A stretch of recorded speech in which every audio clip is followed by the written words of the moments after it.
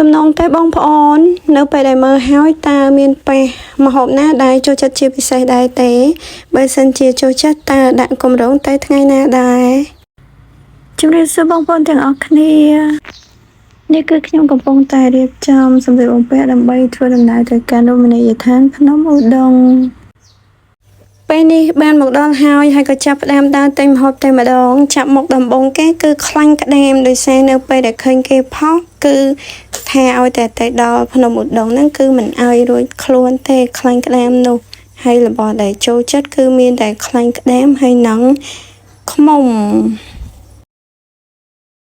មកថតទៅកន្លែងខ្មុំហ្នឹងដោយសារវាជារបស់ដែលចូលចិត្តតហើយមើលទៅវាផ្លិតឡើងធំចេញទៅណាអត់រួចសោះបន្តមកនេះគឺជាប្រភេទត្រីអាំងជាច្រើនប្រភេទហើយខ្ញុំក៏បានទិញឡើងច្រើនដែរប៉ុន្តែអត់បានថតឲ្យមើលទេដោយសារយើងផ្ដោតសំខាន់ទៅលើថាថតមុខម្ហូបឲ្យបានច្រើនឲ្យបងប្អូនបានទស្សនាអញ្ចឹងទៅណាព្រោះខ្ញុំទិញអីខ្លះហ្នឹងគឺខ្ញុំយកទៅទុកឲ្យអស់ហើយម្ហូបដែលខ្ញុំបានទិញហ្នឹងគឺមានតែពីរមុខទេតែត្រីហើយនឹងខ្លាញ់ក្តាមហ្នឹងឯងចូលចិត្តជាងគេខ្លាញ់ក្តាម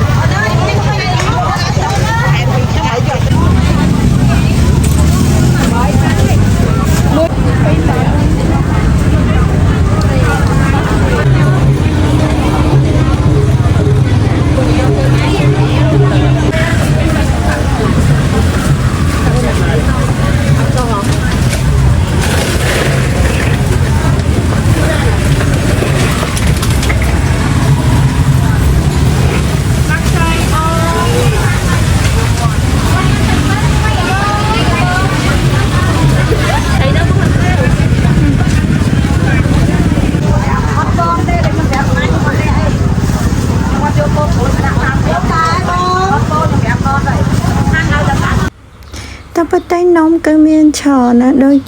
ក្នុងរូបភាពដែលខ្ញុំបានដាក់នេះក្នុងក្បាលវីដេអូអញ្ចឹងណាអញ្ចឹងខ្ញុំក៏សូមបន្តមកចូលវត្ថុអនុស្សាវរីយ៍ឬក៏សម្ភារៈដែលយើងប្រើនៅក្នុងផ្ទះបាយអញ្ចឹងណាដែលធ្វើពីឈើហើយក៏មានជាព្រាមអូឡក្រក់មើលជាព្រាមនេះហើយក៏មានជាកត្រកស្អាតហើយបន្តមកទៀតក៏មានឃើញដូចជាសម្បុកចាបថែមទាំងមានឃើញស្ករនិងបានលេខសូរសម្លេងស្ករពីខាងក្រៅមកទៀត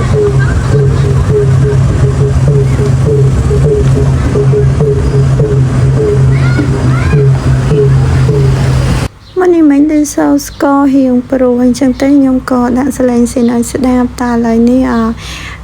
វីដេអូក៏មានតែប៉ុណ្ណឹងអត់មានអីច្រើនជាងហ្នឹងទេដោយសារអាកាសធាតុក្តៅខ្លាំងពេកចង់សូមជម្រាបលាបងប្អូនទាំងអស់គ្នាតែត្រឹមនេះអរគុណបាយ